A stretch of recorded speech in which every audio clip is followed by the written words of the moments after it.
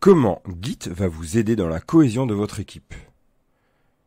Bonjour, je suis Evan Boissonneau, Evan le concrétiseur. On est sur la chaîne podcast de pérennisation de vos projets IT et on va discuter Git et cohésion de l'équipe. Vous allez démarrer un projet de développement ou bien vous en reprenez un et vous vous demandez comment bien suivre votre projet, l'historique, le code mis en place, etc. Comment avoir un outil de suivi de vos sources qui favorise la pérennisation de vos projets IT et donc la cohésion. Git, c'est un outil adapté pour la réussite de vos projets et tout d'abord, on va voir comment faire ce bon choix ou faire ce choix. Dans le monde des outils de suivi de sources, il en existe beaucoup, des anciens, des plus jeunes. Citons par exemple SVN ou Mercurial et il y en a encore plein d'autres, vous pouvez trouver ça sur Wikipédia. Et l'un de ceux qui ressort le plus et qui a l'air le plus adapté, c'est Git. Et ce n'est pas pour rien. Comment, en fait, choisir un gestionnaire de sources? Déjà, on peut se poser la question s'il est centralisé, décentralisé. Est-ce qu'il y a une communauté qui est présente? Est-ce qu'elle est active et vivante? Est-ce qu'il y a une interface graphique ou non? Est-ce qu'on peut l'adopter facilement? Est-ce qu'on peut l'installer facilement? Open source, gratuit? Bref, il y a beaucoup de questions à se poser. Mais il est clair que, de toute façon, vous pourrez voir cette question qui se pose fréquemment sur Internet, par exemple sur Stack Overflow, et que ça va faire partie des critères pour la réussite de votre projet IT. Décentralisé, Git Mercurial, c'est un bon choix. Alors, qu'est-ce que ça veut dire décentralisé? L'idée, en fait, c'est d'avoir un moyen, un répertoire de suivi de sources en local, et donc sur la machine de chaque développeur, chaque développeuse, et d'avoir la possibilité de le connecter à un répertoire distant, de sources distantes. Un peu un principe de peer-to-peer, pour ceux qui connaissent la mule, un petit clin d'œil.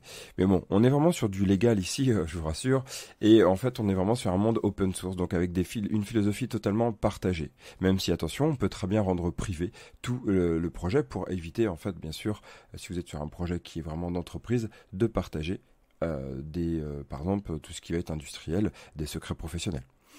La différence majeure entre Git, donc Mercurial et SVN, c'est la notion de décentralisation. Et donc Git et Mercurial sont décentralisés.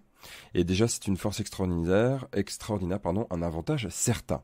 Pourquoi? Parce que chaque développeur, chaque développeuse va pouvoir archiver chaque étape de son travail en local, sans être dépendante du serveur centralisé. C'est un gain de temps, pas de dépendance de réseau, par exemple. On n'est pas obligé d'à chaque fois qu'on va envoyer, être sûr que la connexion elle soit présente. Et au lieu de tout déposer directement sur le serveur, à chaque fois qu'on a fait une action, et en fait, tout d'un coup, il y a un bug, on va pouvoir le retravailler en local pour plus de propreté. Et donc, il va pouvoir être corrigé en local. C'est un gain de temps lors des mises en commun. Un historique commun aussi de projets plus clairs. Donc, une plus forte cohésion technique et de l'équipe et donc du projet.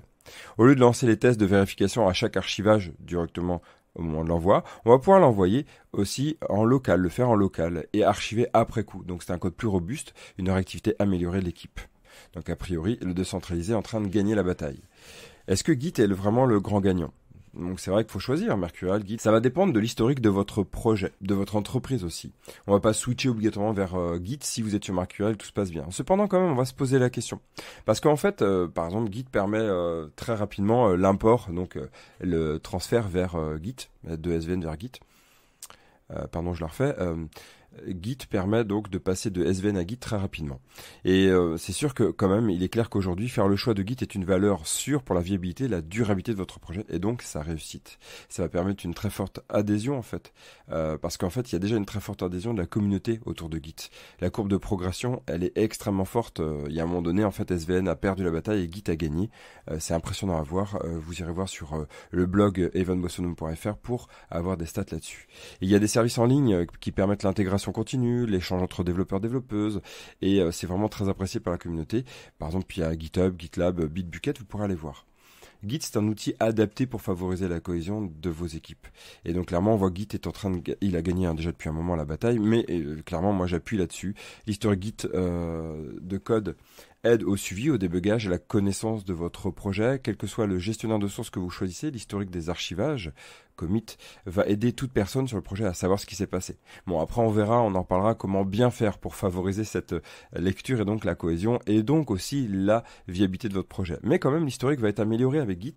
Il va être plus linéaire, plus clair. Dès que les formations sont faites autour de Git, la possibilité de créer un historique plus linéaire, par exemple avec Rebase ou avec Tu vois, tout ce qui va être cherry pick, la possibilité de créer des tags dans les versions livrées et de pouvoir se balader suivant les tags et donc savoir ce qui s'est passé. La possibilité de réussir à isoler un bug avec diff, bisect, blâme, etc. C'est vraiment impressionnant ce qu'on peut faire là-dessus. La possibilité aussi de faire des branches, hein, qui vraiment est puissant.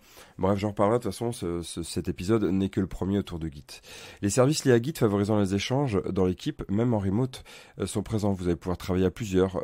Si vous souhaitez pouvoir partager votre code et pourtant vous avez un doute sur votre code, vous avez besoin de poser des questions aussi avant fusion de votre code avec ce qui existe déjà sur le repository, donc le répertoire commun. Comment faire? Vous allez pouvoir le faire avec les pull requests, avec les merge requests. Et c'est vraiment un moyen très pratique de proposer un espace d'échange entre collègues du projet en ligne avant fusion de votre travail. À chaque merge pull request, on va pouvoir inviter des collègues à relire le code pour plus de qualité, amélioration continue. On va pouvoir même lancer des systèmes automatiques de contrôle comme SonarQube par exemple. On va pouvoir proposer de discuter sur un point de code qui porte à controverse. On va pouvoir demander des détails supplémentaires fonctionnels. On va pouvoir inviter des personnes responsables, lead tech, chef projet, à vérifier ce qui a été fait quand il y a cette culture-là, etc. Et donc ça, c'est vraiment très puissant. Et en plus, c'est historisé. Donc on va pouvoir voir ce qui s'est passé comme échange. Et on va pouvoir organiser les projets de manière plus sûre aussi avec les forks, ce qu'on appelle les fourches.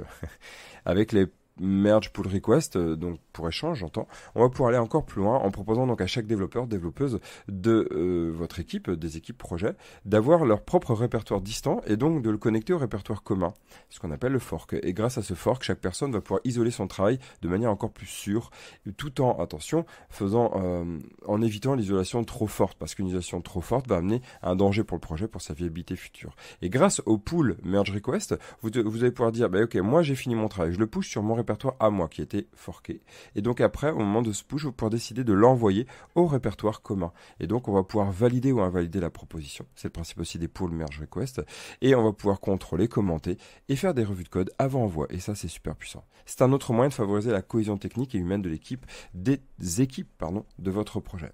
Et ça, pour moi, c'est une force. Alors attention, c'est une force et si c'est bien maîtrisé. Ça, c'est un point que je rajouterai par rapport à l'article qui est présent sur evanboissonneau.fr. Clairement, si c'est mal utilisé, Git peut amener vraiment un vrai bordel. Vous maîtrisez pas le rebase, vous faites un vrai bordel dans l'historique. Vous maîtrisez pas les branches, vous faites n'importe quoi. Et après, on passe son temps à faire des conflits. Et les conflits techniques peuvent amener des conflits humains. Et les deux, dans les deux sens, c'est vrai. Donc, clairement, il faut apprendre à maîtriser votre outil comme n'importe quel outil. Un maçon qui utilise mal toute la partie... Alors, je m'embarque dans une question que je suis peut-être pas maçon, mais j'imagine, en fait, si je sais pas maîtriser tout ce qui est mise en place du ciment, ou par exemple, si je sais pas utiliser un marteau, eh bien, je vais faire mal mon travail.